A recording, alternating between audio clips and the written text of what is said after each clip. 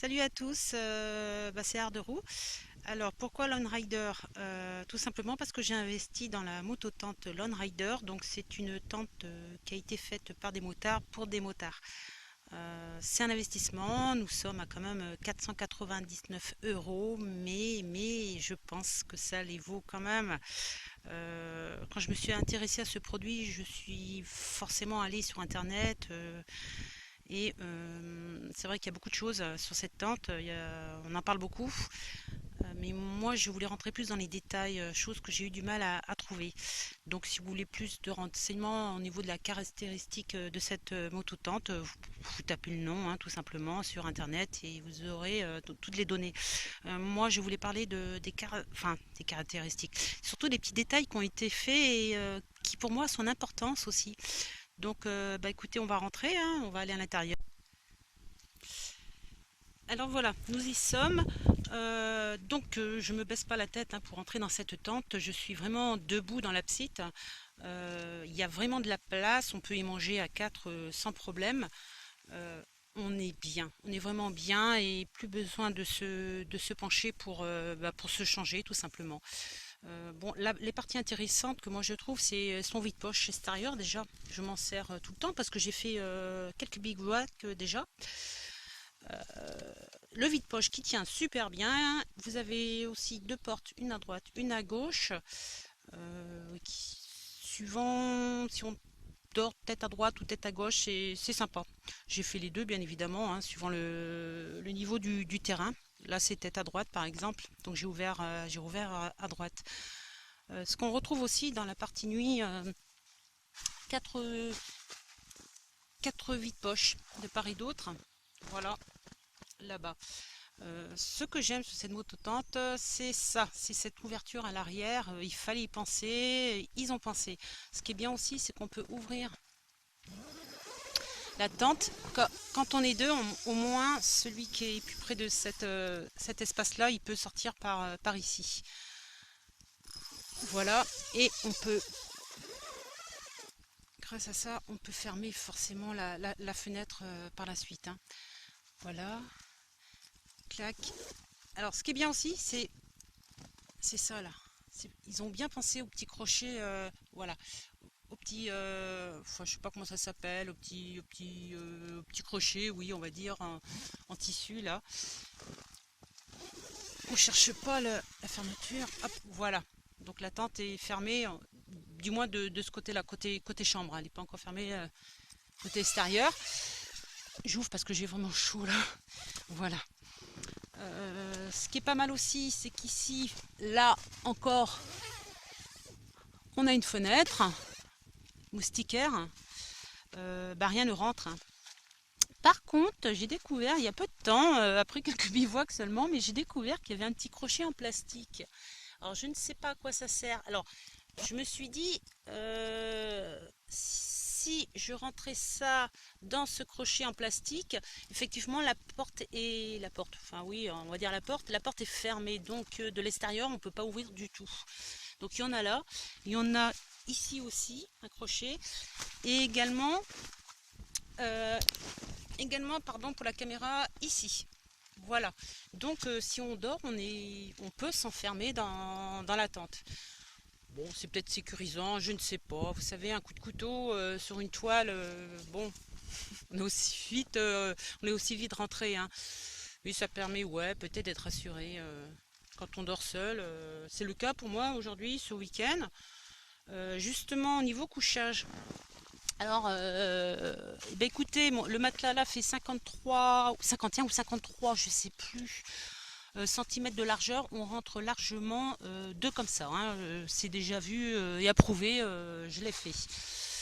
Donc à deux, il n'y a pas de souci. Donc je vais faire le tour de la moto-tente. Ce qui est intéressant aussi, ce sont les cordages là, la nuit ils se reflètent, hein, donc c'est assez sympa, donc on les voit. Et encore un petit lien cordelette sur les piquets. Alors, les piquets, les sardines, elles sont très légères. Elles sont toutes marquées d'ailleurs au nom de la tente, Lone Raider. Bon, c'est le bordel, hein, en fait. Voilà, j'ai fini mon café. Euh, Non, c'est une très bonne tente. Alors, mon record pour l'installer, mon record est de 13 minutes. La première fois, c'est facile en fait, hein. On a les arceaux noirs pour le côté chambre, ça on sait que le noir c'est côté chambre, et puis deux autres arceaux rouges qui va avec le reste de la tente. On le voit ici, noir noir et rouge sur rouge. Voilà. Donc, franchement, le plus c'est se mettre debout. J'en avais un petit peu marre d'être plié en quatre pour me changer. C'est pas drôle en fait. Quand c'est pour un week-end, ça va, mais tous les jours à changer de camping, ça devient fatigant. C'est pas facile. Alors ensuite, j'ai eu fait un bivouac, on va dire, dans la brume, une brume très très épaisse au petit matin. Enfin, je suppose qu'elle est arrivée dans la nuit. Alors, au niveau de la condensation, en fait, on avait de la condensation ici, en fait, sur les côtés.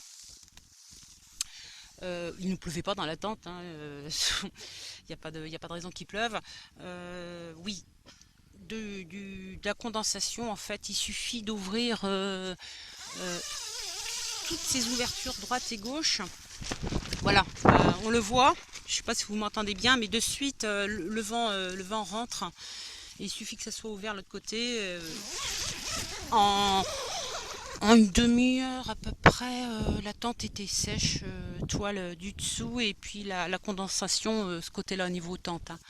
Voilà, tout était sec. Ici, c'était sec, donc j'ai pas eu de soucis particuliers. J'ai pas encore testé la tente sous la drache, hein, sous la pluie. Tant mieux. Mais les coutures, franchement, j'ai vraiment pas peur. C'est du solide. Je vois pas où ça pourrait ne pas aller au niveau d'un petit dégât des eaux, on va dire. Non, vraiment la tente, j'en suis vraiment contente. Ça fait à peu près, je sais pas, j'ai dû faire une dizaine de bivouacs. Ouais, une dizaine. Je n'ai pas compté à vrai dire. Et tout se passe bien. Donc 13 minutes pour la montée. On se change debout, on est même dans la tente, hein. Je suis debout, bon près de la porte, hein, mais je suis debout dans la chambre à coucher. Euh, non, franchement, je suis vraiment contente de cet achat, je regrette absolument pas. Et elle tient, ah oui, si, elle tient super bien au vent. Hier, justement, avant-hier, non, avant-hier, quand je suis arrivée, tempête de vent, donc là je me suis dit comment je vais faire parce que bon il y a les arceaux, ils sont grands, j'étais pas très fière de moi, et puis toute seule, j'ai vite compris qu'il fallait se mettre contre le vent, et toute seule, et ben dos au vent, et je l'ai monté sans problème. Voilà, j'ai mis plus de 10 minutes à la monter avec ce vent, mais non, franchement, elle a tenu toute la nuit malgré les rafales de vent. J'ai rien, elle n'a pas bougé. Oups, j'ai oublié de vous parler du tapis de sol. Alors, il est inclus dans le pack, hein, avec la tente, bien évidemment. En fait, ce tapis de sol, je m'en suis jamais servi. Voilà pourquoi j'avais oublié. En fait, c'est pour garder ses pieds au sec quand il pleut, je pense. Voilà. Ou quand l'herbe est mouillée aussi. Il faut pas le négliger, surtout en Bretagne. Voilà, bah écoutez, je voulais quand même vous la montrer montée. C'est juste 4 1, 2, 3, 4, non, 6 crochets à mettre. Voilà, à bientôt.